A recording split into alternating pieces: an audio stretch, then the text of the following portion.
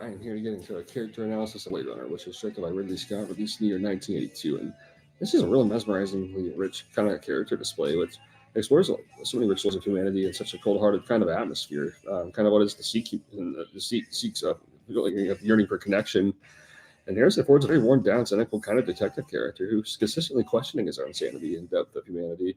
And he's just in an incredibly melancholic sort of position. And it's kind of classic noir sense. This was very influenced by plenty of noirs ranging from 40s, 50s, 60s, and 70s, practically everything from that range. And kind of feels like Scott just kind of found an ultimate summation of science fiction display around all this. It feels like Harrison Ford reminds me a lot of Humphrey Bogart here. It's a lot of Humphrey Bogart influence kind of going into how this is all depicted. He's kind of always at a wrestle with identity crisis and he's immortality. He's kind of on this assassination mission and really finding his loneliness along the way. And this feels very in tune with all that.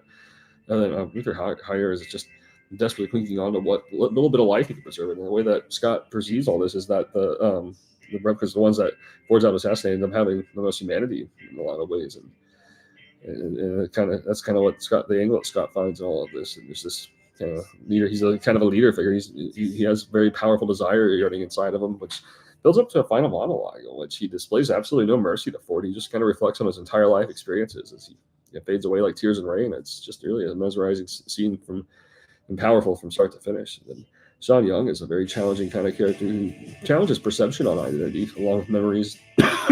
This is an original exploration of what memories are to Ford and her dynamics, with him kind of ponder kind of where his humanity is in all of this. Kind of just whether those memories have added up to something, or whether they're just kind of like random. And there's just kind of like there's just something of like a meaning kind of found in all of this, and that's it's just really mesmerizing. And you can kind of see all this and just like how the unicorn's depicted as well. I feel like there's like a symbol of hope in all of that with all of this. And then Daryl Hannah is just a wonderful character. There's just like a juvenile way about her who's really dangerous and desperate all throughout. This is just whole film is just amazing from start to finish, and its character display is very subtle, very original, in a noir kind of way, but very just original science fiction all around.